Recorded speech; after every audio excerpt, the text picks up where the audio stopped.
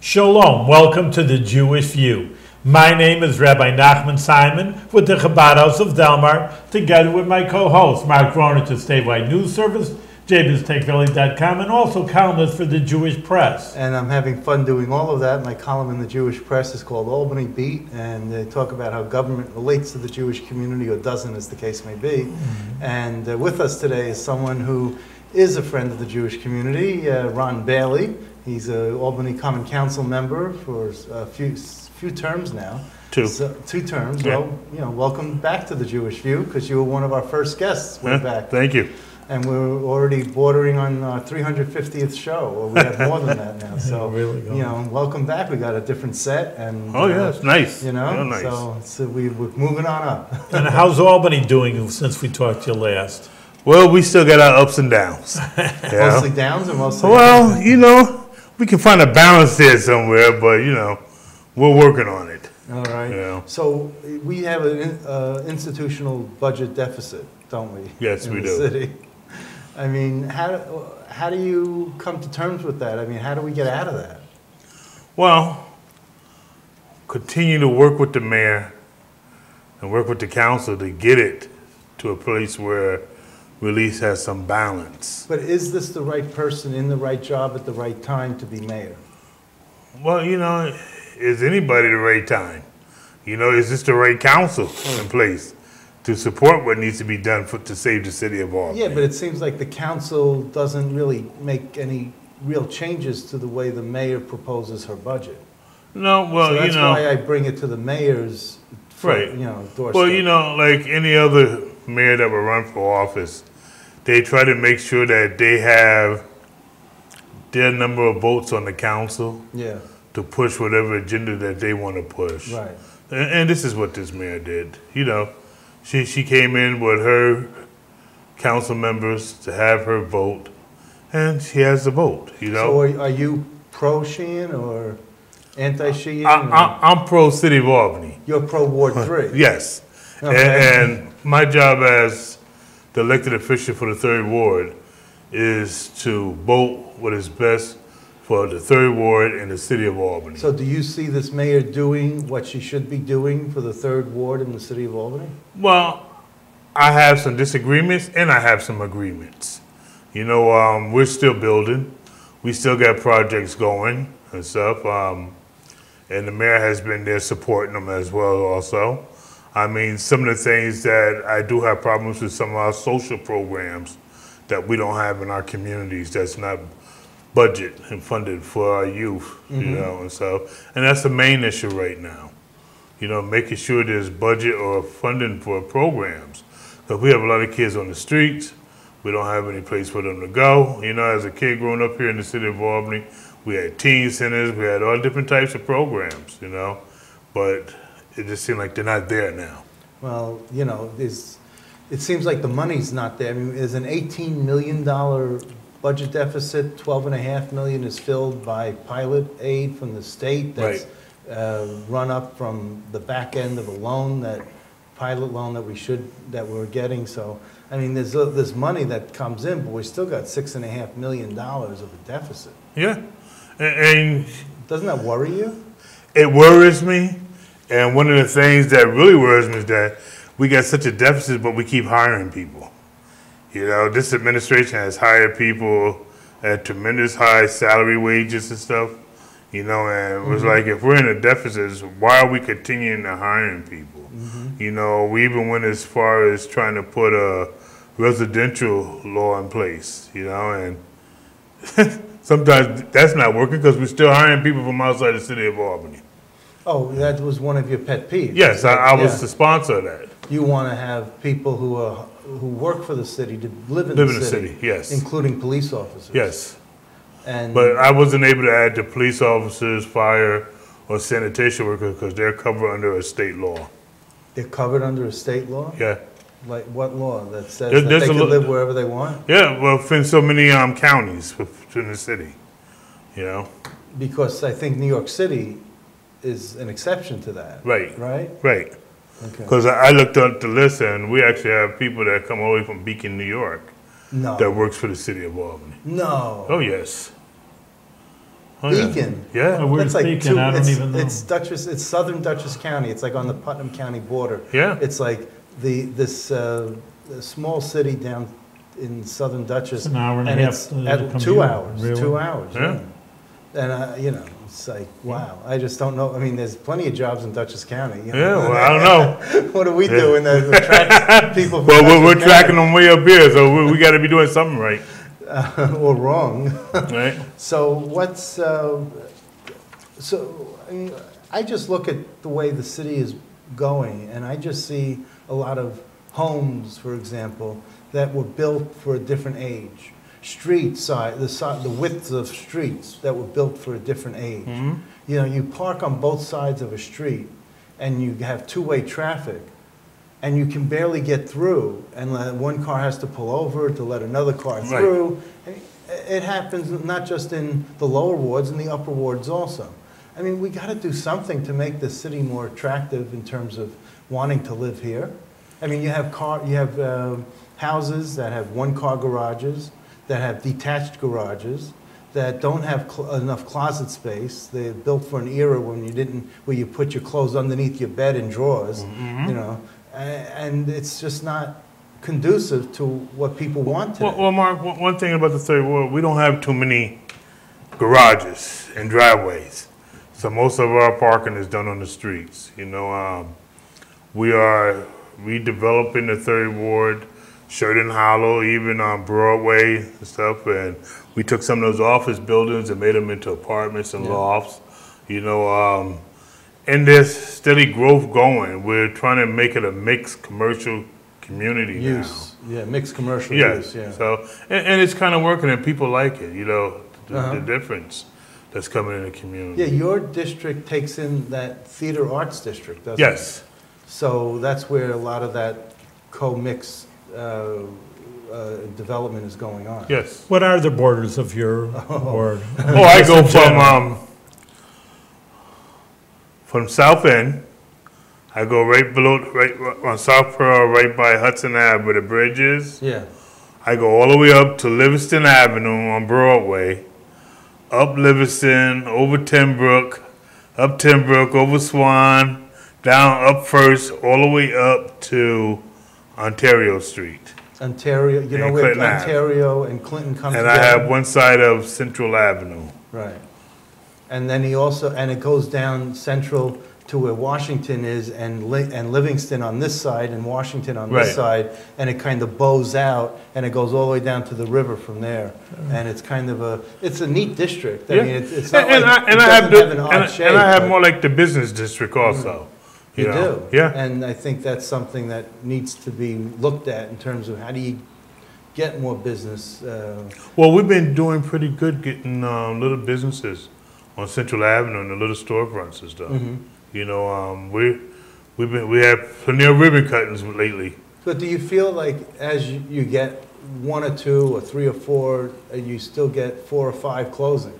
Not really. No. Not really. Actually, Central Avenue's with the Central Avenue bid has been working real good in making sure businesses are coming in. So working with the Central Avenue bid and City Hall, we've been able to do pretty good getting businesses in. Of course, we have Terra Restaurant on Washington, which is a kosher restaurant. Right. Got to put a plug in for them. Yes, yes. Actually, I did some work with Tara. You did? Yes. Great. Yeah. What'd you You do? know, well, he had a little incident going on, and somebody gave him my name, and I said, well, you know, you're not in my district, but what can I do to help you? Oh, good. You know, and I'm one of those council members, you know, even though I represent the 30 ward, I get many calls from other wards that people ask me to help them. And I said, well, you do know your council person is so-and-so. Yeah. They say, yeah, but they don't pick up the phone, or I can't get a hold of them. I said, well, what can I do to help you? So know? who's the councilman for that side of Washington? That would be on Richard Conti's area. Oh, well, he's real busy. Oh, yeah, he stays busy. So what do you do when you're not a councilman? What do you do in your other life? In my life, I'm a grandfather, I'm a husband, you know. I just enjoy life to the fullest. You know, I actually make my council position a full-time position. So are you like independently wealthy or something? Or? No, I just got a wife that has a real job. What does she do? She works for the state for insurance. For insurance? Yes. And how you're a grandfather, how old are you? I'll be 58 You don't this look September. Yeah. That's Yeah. great. How many grandkids you have? I got 4, 2 boys, 2 girls. Oh, okay. You know, my Wow. granddaughters live in Oregon with their father, Oregon? and I have my grandsons here in Albany. Oh, And so with their mother. beautiful. Yeah. Well, that's good. And I raised my oldest grandson from a month and a day old. Yeah. And this year he's a senior at Green Tech, so I'm looking forward to that. Because I remember the first day walking on the pre-K. You know, so Well, it's an that's- honor. It's the greatest terrific pleasure that is you- having Yes, grandchildren. yes. That's really Well, Yeah. you know, there's a bumper sticker that says, if I knew how much fun it was to be a grandparent, I would have skipped being a parent. Ah, yeah. Well, I always tell my son and daughter, I always tell them, I said, listen, it ain't about you today, it's about the grandkids. That's right. Yeah. Oh, Now, yeah. you also got into politics because of your mother. Because of my mother, yes. So tell us that story. Well, my mother was a committee person for 3-7 on Orange Street, Yeah. right here in the city of Albany, right down the hill there. Uh-huh. And she got sick, you know, with cancer, you Uh-huh. know, and she couldn't finish out her term, and she asked me to finish out her term As a ward, as a committee committee. person. Yeah. Okay. So I took the position as a committee person, right? And I knew what my mother liked. I knew what she wanted in the community. So it was easy for me to step in and finish what she Why wanted. are committee people so important? Well, back then, committee people were the connections in the community to the ward leader, to the council member and stuff. Nowadays, all that has changed. It has. Yeah, hasn't oh yeah, it? and believe it or not, people are out there fighting today for committee seats, you know, because people want to take over wards. Oh. And they figure if they take over the committee seats, then they can take over the wards. But it's not the same as it was back in the Cornyn days and Right. the O'Connor days and stuff. And when you take over a ward, that means that you have committee people that you control, that you say, go here, go there. do Oh this, yeah, do well you're that. supposed to. Supposed to. You're supposed to. That's how it's supposed to work, Mark. But it don't work that way. Okay. You know? So it doesn't work that way in all wards, or just? Well, it some? doesn't work that way in a lot of the wards because it's all volunteer. Yeah, right. You know, I was just sharing with some people the other day, you know, the County Democrat Party in Albany is real shaky because right now you can get endorsed by the party and that endorsement doesn't mean anything. That people will come out and run against you, you know, and get their own endorsement and stuff or take the endorsement from you and stuff. So nowadays, you really, if you're incumbent, you have to run on your record. Right. You know, because endorsements don't have no standing. And what's your record that you would run, and are you going to run for re-election? I'm going to run for re-election, Mark. I know the last time I was here, I was going to do 2 terms and maybe look at something different. But you know what? I got some things going on that I'm still doing, rebuilding the 3rd Ward, and I want to see them come to fruition. And it's 4-year terms. Yes. So at least one more.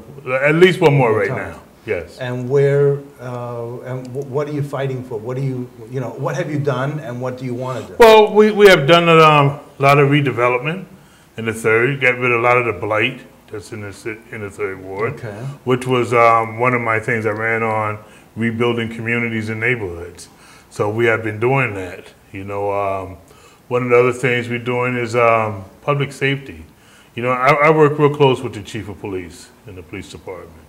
And it's got to be where we have understanding on both. You know, just this week I was reading an article in the paper where Officer Bryce had made statements at a training with some youth and stuff, you know, and what's going on in the country today. You know, sometimes when I look at the whole picture, I have to look at the underline under it, you know, That's right. because I know Officer Bryce. I've been on him since he's been on the police force, and the character they were putting up about him, I said, there's something about that I couldn't grasp her, right? But what was going on in the country today with the police and Black Lives Matters and stuff, and a lot of young black African Americans getting killed, it's easy to turn a community against the police is department. Officer Bryce white or black? He's white. He's white. Yes. And he said something that was Oh yeah, he was. African American? Well, he was telling youth. They say that the way he said that he was, if he stops you with a traffic stop and you give me attitude, I'm gonna write all type of tickets for you, and you better hope you stay alive. Oh. You know. Well, So- I could see if you give attitude, he would, for anyone. Oh, yeah, well- Because I grew up in Brooklyn. One of the first things I learned is when a cop stops you, you give him what he wants you say please, you be polite, and you don't give him attitude, and he may let you off with a warning. Well, one of the things I've learned in my year as a political activist is that you have to be real careful how the media portrays stuff. Oh, absolutely. You know, the media will paint a picture to make you think something bad is going on just to get the community in an uproar. So it's up to you as an individual if you're going to bite on that or really look at the whole picture. You know, so what do you know Officer Bryce to be? What do you know him as? Well, he's an officer that holds the law. I never seen him in that capacity the way they were trying to portray him. And I find it very hard for him to say what he said when you had the Center for Law and Justice lawyers sitting there, and you had the president of the NAACP sitting there who's also a lawyer, that didn't correspond with, listen, officer, you can't say that, or whatever. There was no interaction like that. So, you know, so you got to look at the whole picture. You think he was misquoted? I believe so. So, what do you see as the quality for a candidate to run for office? What qualities does a candidate need? I think a candidate needs to be really involved in the community. You know, we get a lot of people that come out, like I get a group that comes out every 4 years to run against me. Really? Yeah. Oh yeah, same group, funded by the same backing of the people that's backing them and stuff. But how are you going to come out and represent a community that you don't come out and speak on no issues? You're not in at nothing that's going on in the city that involves the community. You don't have a voice or whatever. Just that when election time's coming out, oh, I'm running against Councilman Bailey. You know. And I even had some say that they said he doesn't do anything. Oh, really? Yeah, and I was like, all right, I'll go with that. I don't do anything. You know, ask my wife and my grandkids. You know, how many times I'm leaving home, 2 or 3 o'clock in the morning. The fact that you're full-time as a councilman, I mean, doesn't leave Listen, in my position, I wear many hats as a councilman in 3rd Ward. You know, I'm in schools with parents. I'm in courts. I take people to the doctors. I take seniors to the grocery store. You know, I use up the money that I make at City Hall. I use it to transport people around. Wow. You know, to do what I need to do in my community. You know, I don't know what the rest of my council members are doing. You know, they got their own. Each got all different jobs, or they got property, or whatever. You know. But it's a $20,000 a year job. Oh yeah. Yeah.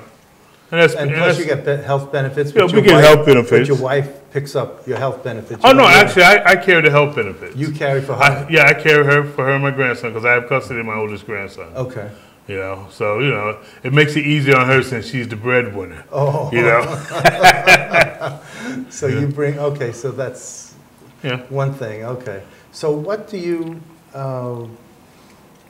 You know, I can't imagine why people would run against you, except for the fact that when you retire or leave this seat, that they want to make a name for themselves and make it known that they're there to be there when you leave. It's not so much as them, Mark.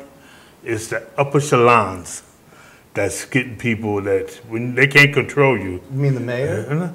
Well, it can be the mayor, it can be the county exec, or whatever. Carolyn McLaughlin? Not Carolyn McLaughlin. Okay. You know, but she's the party chair. Yeah, she's the party. I work with the party chair, so you know. But I know that I supported Dan McCoy in his race, and I still became a target by Dan McCoy and his people and stuff. You know, so because Judge Krashner, you know, was supporting Dan Egan, and for somehow. They mistook to put Ron Scott on there, and they put Ron Bailey on the literature. And Danny called me late night. I said, "Dan, what are you talking about?" I said, "I just supported you on the selection committee for the Democrat Party." And they telling me about this piece. So I had to call Judd. What do you got my name on such and such for? I had to call the media and all them. So listen, I did not advise them to put my name on that. But you know, that must sting. And it's not only that. I went against Dan McCoy when they were talking about the nursing home. Yeah. You know, because a lot of the people that work at that nursing home came from my community. So I was concerned about jobs being lost. I was concerned about some of the patients in it that live in the 3rd Ward, that their families will have to travel far to visit them if they shut that nursing home down. So, you know, I became a target from that also. You know, and then I became a target because a group of them didn't want St. Cashmere School on Sheridan Avenue. Interfaith had purchase the old school, Right. to put in a new drop-in center, to put programs in for the people in the community 5 days a week, with a hot meal at the end of the day. And I had County Legislator Mert Simpson and his wife Joyce Love, who live on that block. They didn't want it. You know, they went around, they tried to sabotage it, say, oh, he's moving in sex offenders, he's moving this in. And that was all lies. But you didn't support Mert, right? No, not in the last. His I re-election. supported him when he first got in office. Right. Actually, I'm the one who got him to run Okay. the first time. You got him to run, I got him to run. and then he did something you didn't, or Well, he started saying well, something he didn't support. Well, him and his either. wife came Right. against me because of interfaith shelter. Because they didn't want, the drop-in center there. And you can't work this out like quietly, Oh, privately no, at a time? no. Listen, they came as far as to the council. They were trying to get the council to reprimand me. And It sounds like it's a lot of not just personality, but it sounds like a lot of emotion. yeah. That drives a lot of this. Oh, more than and anything. it does, and my concern, and best believe, whatever I decide to do in the third ward, it's not about Councilman Bailey. It's Right. about The people. the people in that ward. See, I understand because there's people in our ward that won't go to the doctors because they don't have the co-payment or they don't have the transportation to get to the doctor. So we take that wellness center next to the St. Cashmere Center and we put a nurse in there 5 days a week so she can see people in the neighborhood. And if they need to get to the doctors, then we can refer them to a doctor. We got doctors coming in. It's about the welfare of the community. It's about, putting a washer and dryers in there, having access to phones, to emails and stuff for people in the community that can't afford it. Why, if you're an elected official, and these are the same people that you're supposed to be representing, why are you against them so? Right. And it's a hard to understand. So then you supported someone who ran against Mert? Yes, for I his did. I re-election, supported Sam Coleman, who has a record. who has a record. Why did you support someone who has a record? Well, you know what? Those who live in glass houses shouldn't throw stones. Okay. Because I'm a true believer that if we take somebody who's known on the streets Yeah. to be somebody that was a problem, Yeah. and we can turn them around and put them in a position, Right. we can use them as an example to other people in the street to say, listen, if he can change, you can change.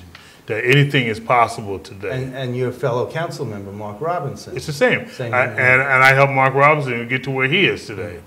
Well, I also, one of my 10 jobs, like you have 20 hats, also I have 10 jobs, and one is the council prisoners, and one of the things they do actually like is that ex-convicts that should be helping others. Right. Because exactly what you say, because, a lot of people just say, well, no way I can do it.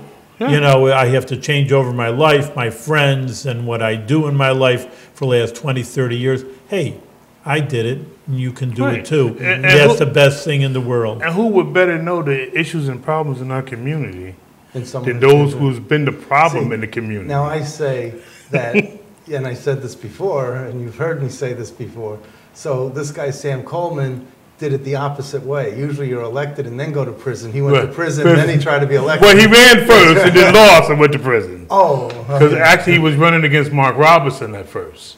I thought that he went to prison. So you No, it was during election season. Yeah, He was running against Mark Robinson for that council seat. right, He lost the seat. Okay. Then he went to jail. right. Then he got out, came back, and Ran for county Yeah, ledge. Oh, county okay. ledge. So it was a short term. it was a real short Not term. like Robinson spent No, 9 years. no. His was a short term. It might have been 6 months, maybe a year, not even that. But it was in county jail. It was in county jail. Okay, And so so- there you go. Yeah. It's a little bit less. But they went all out to stop him from running. They had Well, it was cocaine use, right? it was a house that he was presumably at that was a house where they were bagging up quantity of cocaine or whatever and stuff. And he said he stopped at the building because he went to look at an apartment. Right? I don't know. Okay. I wasn't there, but that's what he said. And you don't want to know. No, technically I don't. Right, right. Because I know there's issues in our community. You know what I'm saying?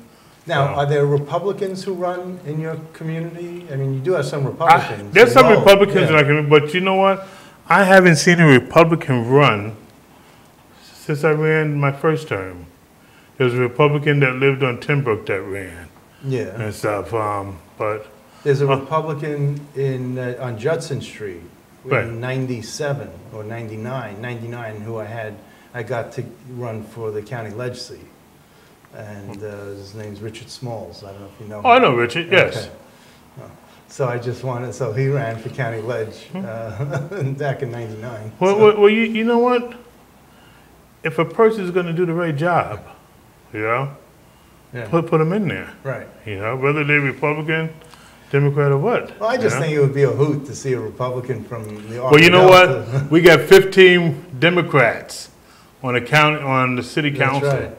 And you would think we got 5 Democrats and 12 or whatever Republicans, the way things are acting. Uh-huh. You know, the way the votes go down, the way Well, we it fight seems like among each there's other. like different factions on the Common Council. Yes.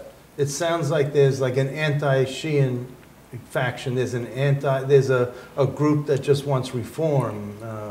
You know, and I don't quite get who's on which team, but I know like Camisso's like on one team.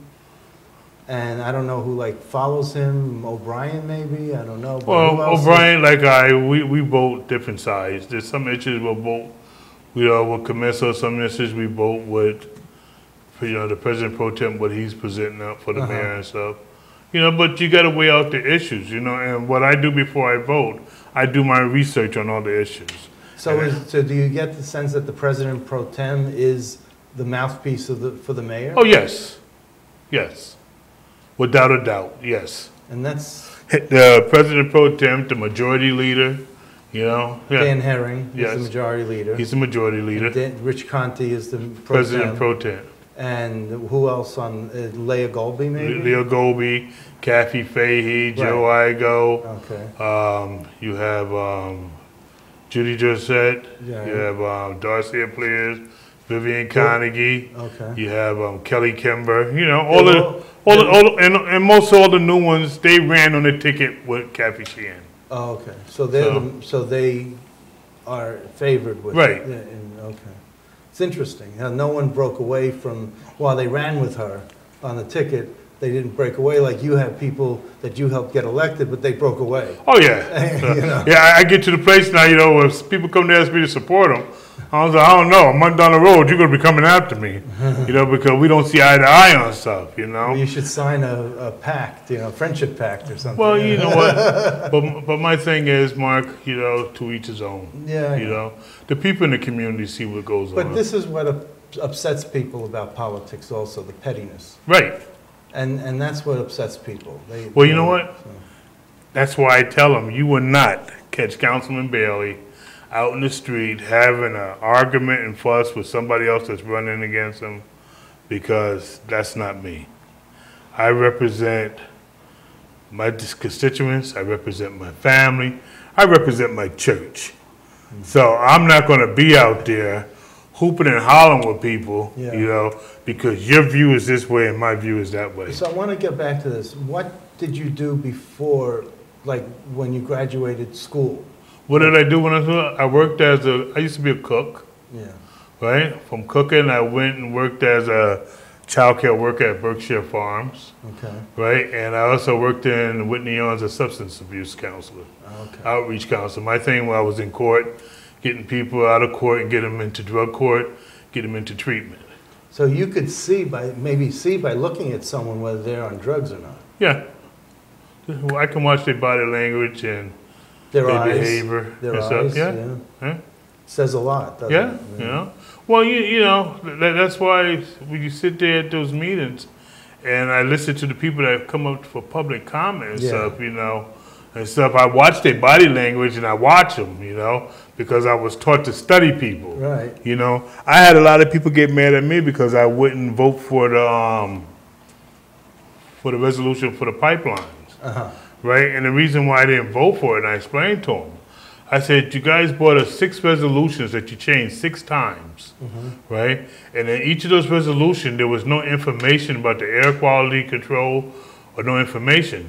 Now, they had put the information out that the pipeline was going to go through the south end, through the projects and that, but when we called for the pipeline people to come in, they gave us a map showing us where the pipeline is actually coming through the port, more in Bethlehem going up, Right. So I said, well, the city of Albany really don't have a say-so if that's where the pipeline is going. Let's talk about making an issue out of Yeah, nothing. you know, but I became target I became a target. I was attacked by Willie White of Village One and all that stuff. But but I was all right. You know, I learned a long time ago when you're in politics, you gotta have thick skin. Well, you do. You have a lot of skin and you have a lot of thick skin. So I take it with the rose. You know what I'm saying? Ron, you've always been a friend and continued success. And I really glad you found the time to be on the show when you're so busy dealing with constituents. Oh, yeah. Thank you. And this is petition time, so Okay. I cut it short just so I can make it Well, here. thank All you right, very Ron, much. very Yeah. good. Keep it going with good success, and we'll Yes. check in with you in the future to see Oh, what's yes. happening. Yes, Okay. indeed.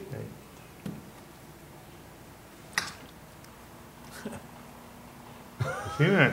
All right.